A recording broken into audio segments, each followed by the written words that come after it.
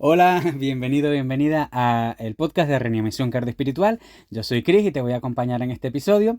Y un episodio, el noveno episodio, y vamos a hablar, pues el título lo dice todo. Lo que yo hago cuando no entiendo nada.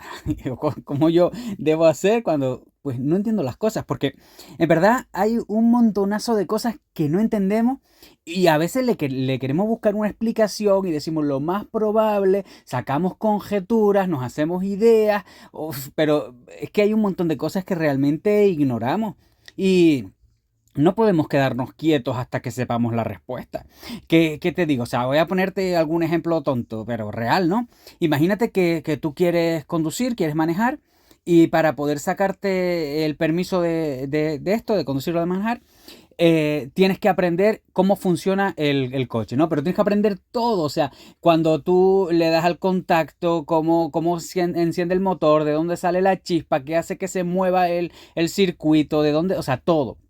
Sí, pues no necesito saber todo eso para poder llevar el coche a la playa o al campo, que es lo que yo quiero. Solo quiero saber cómo lo manejo y cómo circulo. Es lo que necesito, ¿no? En verdad, no necesito más y con eso yo tengo.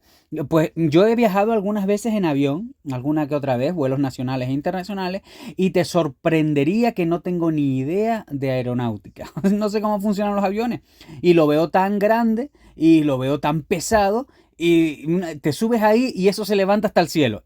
No, no. Es grande, es pesado, no mueve las alas, eso no vuela. Yo no entiendo cómo vuela, la verdad es que no tengo ni idea. Pero me fío en que lo ha hecho muchas veces. Entonces me subo y compruebo por mí mismo que eso es así. Y no necesito comprender los pormenores, solo necesito aceptar que eso es así.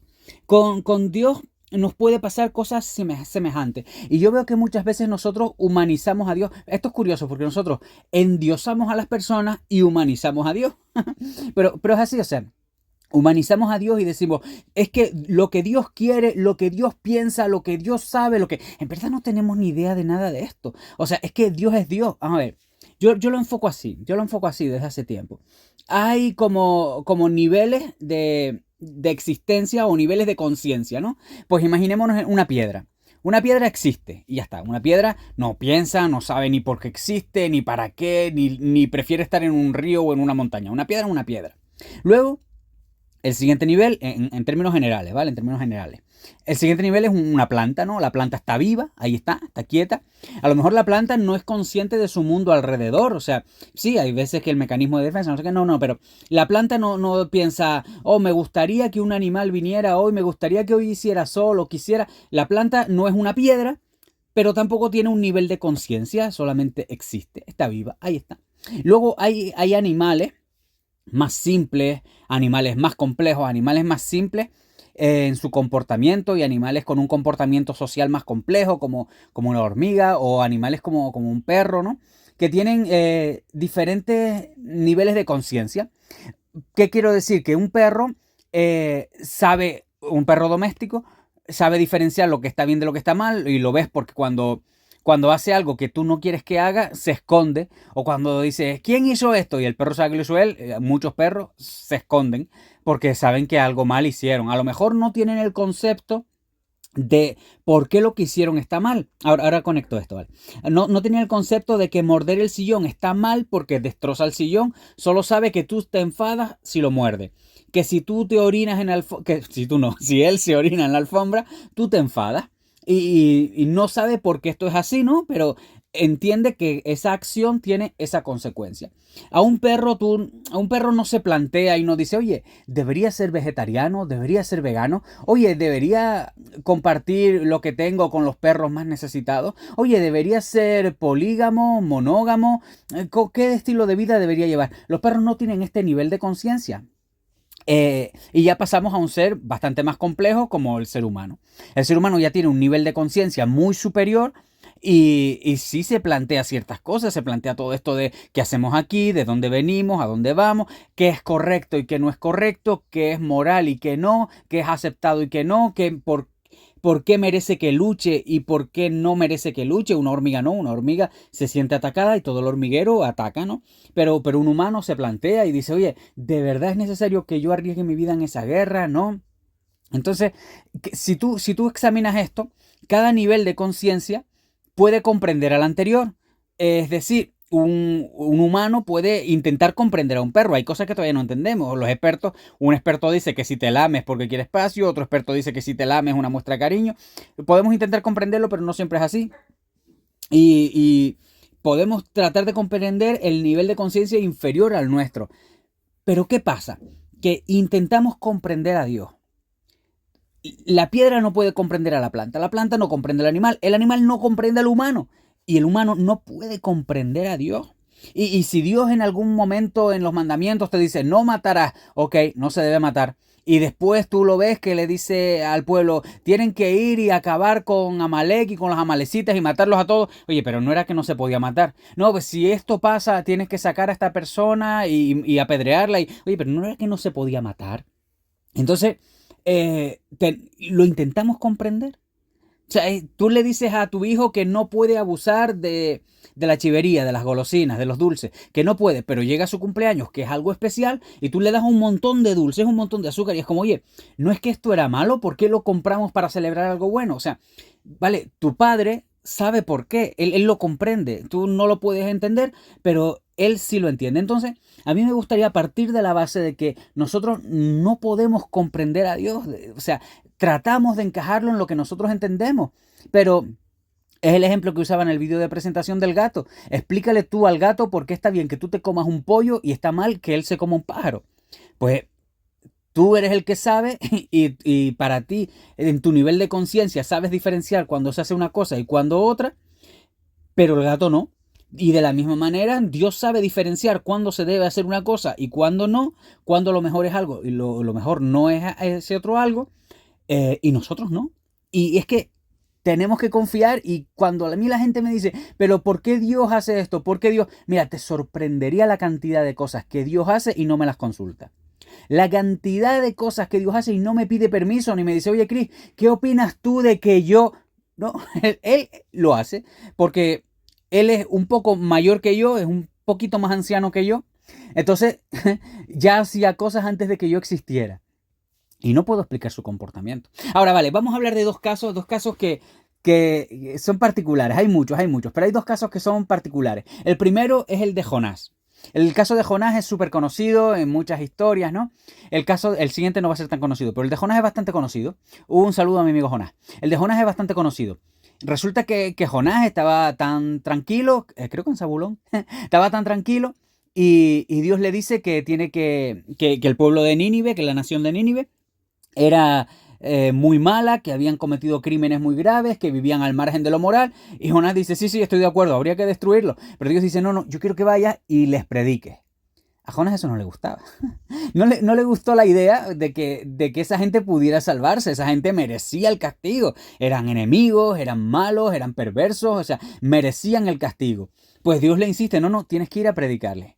El caso es que ya sabes la historia, Jonás se niega, no quiere ir, se sube a un barco, quiere ir al lado contrario, a Tarsis, quiere ir al lado opuesto de Nínive, quiere alejarse de la presencia de Dios, es lo que dice la Biblia, que se quiere alejar de la presencia de Dios.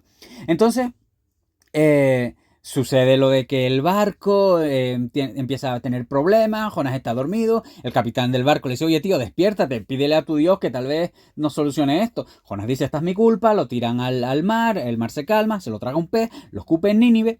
Esto, ya la historia es muy conocida, ¿no? Pero vamos a lo bueno. El caso es que todavía Jonás llega ya y no quiere predicar y se niega porque dice, no, yo te conozco y tú los vas a perdonar. Entonces Dios le habla, le da señales. Al final, entre una cosa y otra, Jonás llega a Nínive. ¿Y cuál sería la predicación apropiada para Nínive? Sería como decir, gente de Nínive, ya sé que soy extranjero, pero quiero que sepan que si no se arrepienten, Dios les destruirá. O sea, generalmente uno predica con un condicional. Si haces esto, evitas esto. Si haces esto otro, provocas o causas esto otro. Entonces, hay un condicional que te incita a arrepentirte, a cambiar, a modificar la conducta, a solucionar el daño que has causado, pero Jonás no hace esto. La predicación de Jonás es más o menos decirle, miren, en 40 días Nínive va a ser destruida, punto. Aquí no hay tutía, aquí no hay si se arrepienten, sí, no, punto. Les aviso, les van a destruir. Entonces, no hay otra opción. Esa es la predicación magnífica de Jonás. Pero ¿qué pasa? Que pese a la predicación magnífica de Jonás, los ninivitas son tocados por Dios y dicen, oye, tienes razón, estamos haciendo las cosas mal, y empiezan a arrepentirse, hay un gesto o una costumbre muy de arrepentirse, que era echarse ceniza, rasgarse las vestiduras, o sea, expresar su arrepentimiento, y hasta llega a oídos del rey lo que iba a pasar, y el rey dice, no queremos que nos destruyan, o sea, aquí hay que arrepentirse, y hay un gran arrepentimiento. Entonces, ahora te digo el porqué de todo esto. Entonces, y una cosa que yo pienso y me hace gracia un poco, el pensar como los ninivitas dirán, hey, gracias a Jonás que nos predicó, qué bueno es Jonás, qué magnífico, cómo nos quiere Jonás. Somos, ese profeta sí ha venido hasta aquí, qué bueno es Jonás. Pero ¿cómo se toma Jonás que esta gente se arrepienta? Y Dios dice, pues exacto, esto es lo que yo quería, ahora les voy a perdonar y no los voy a destruir. No te lo voy a decir, te lo voy a leer. Está en el libro de Jonás, capítulo 4, del versículo 1 al 3, dice, mira la respuesta de Jonás.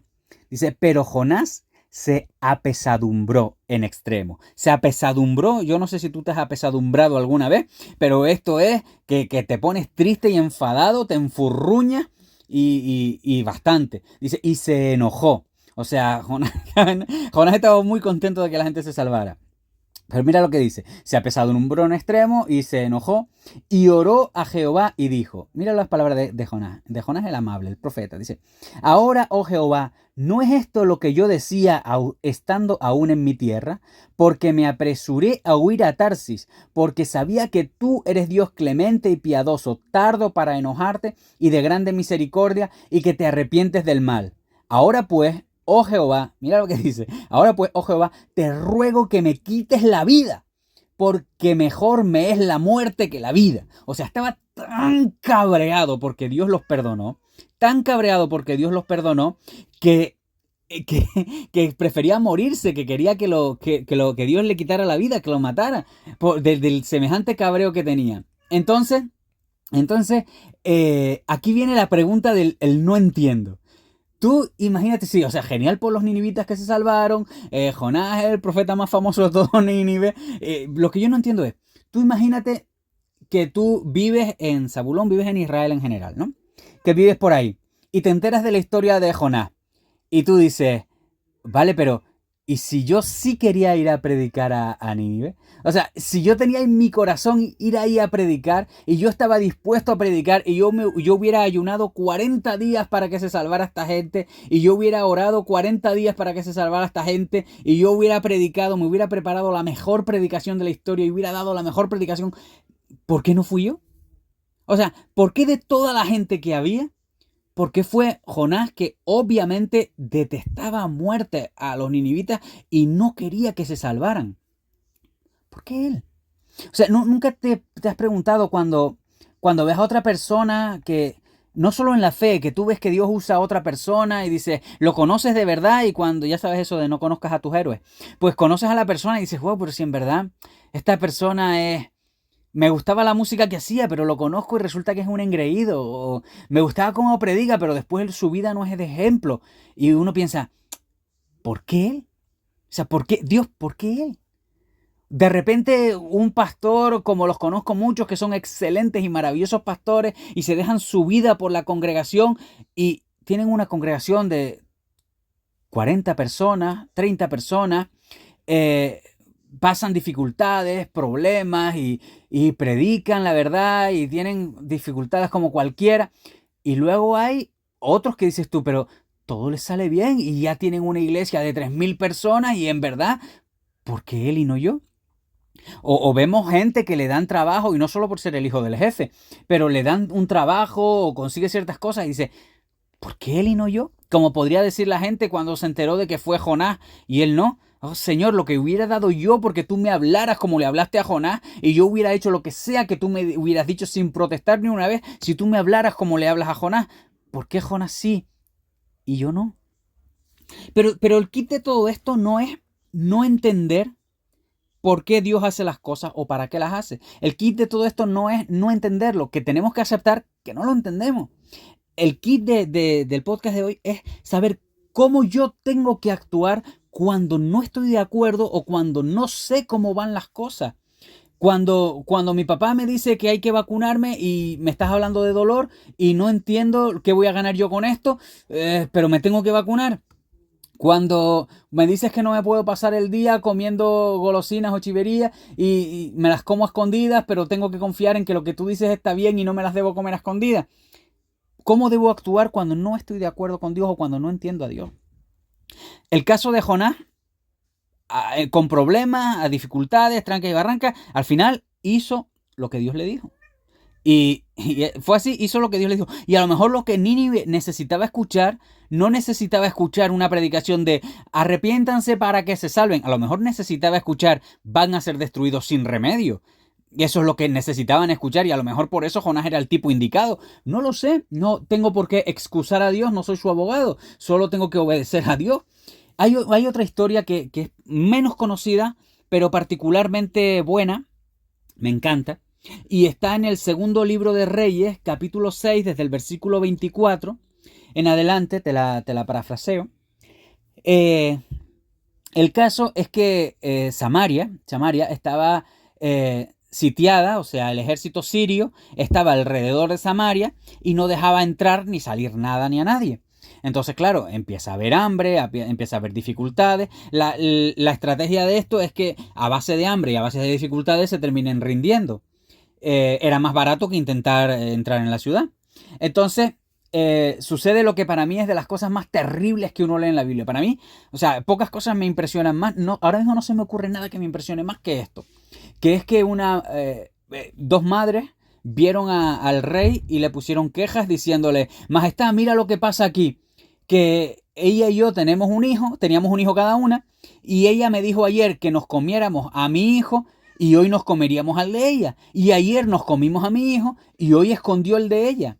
O sea, pocas cosas más fuertes he escuchado yo en la Biblia que uno diga, ¿qué es más fuerte de que una madre se coma a su propio hijo de hambre?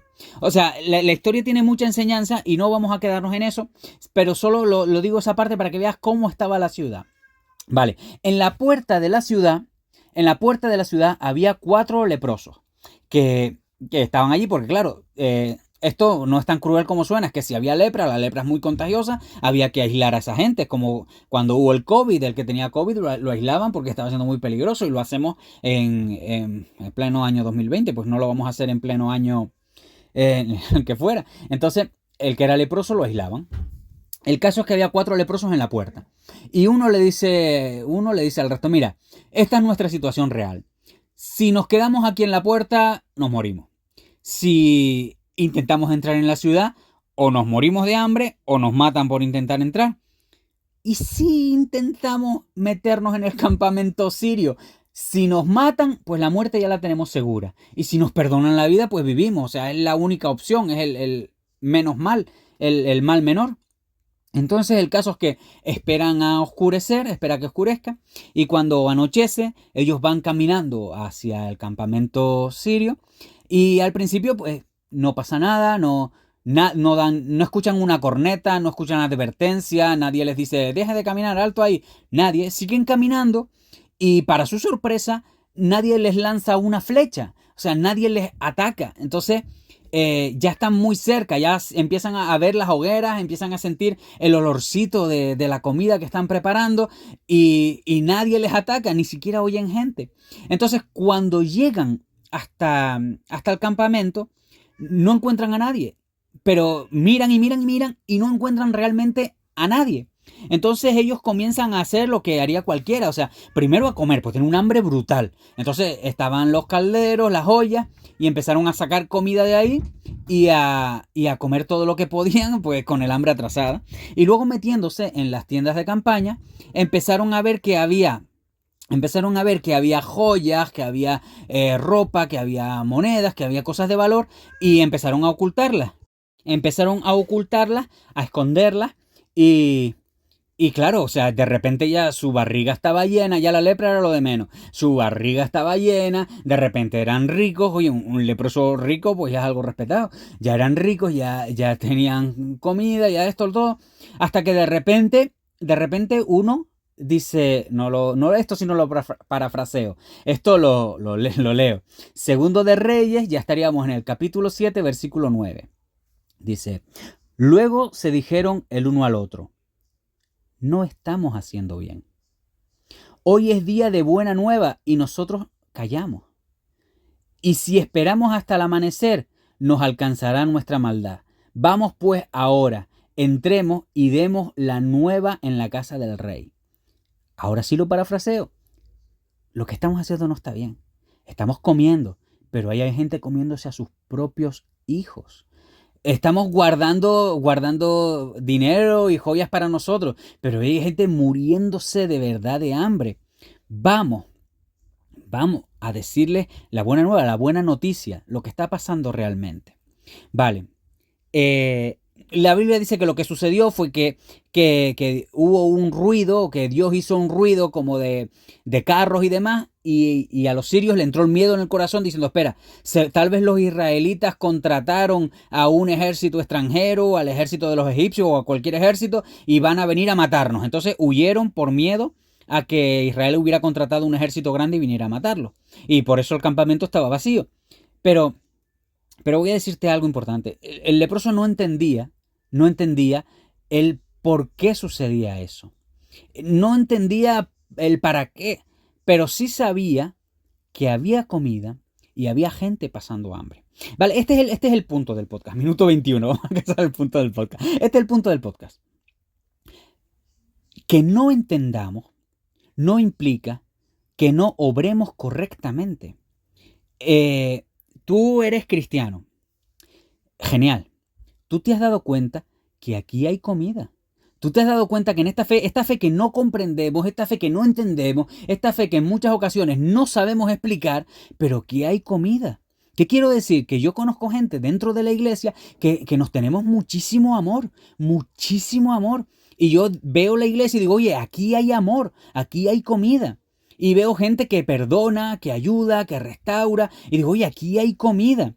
Yo tengo a Dios, que Dios me consuela, Dios me da esperanza, Dios me da vida, Dios me enseña a vivir con amor, con fe, con paciencia. Dios me ayuda a hacer de una manera que yo digo, oye, aquí hay comida. Pero hay gente comiéndose a sus hijos. Hay gente que vive en constante discusión, en constante pleito, en constante amargura, aunque puedan tener posesiones, dinero y demás, pero viven en constante amargura, viven de tal manera que tú dices, oye, pero aquí sí hay comida. Y que yo no pueda explicarle todo lo que hace Dios y por qué, no implica que no les pueda decir que aquí se puede comer.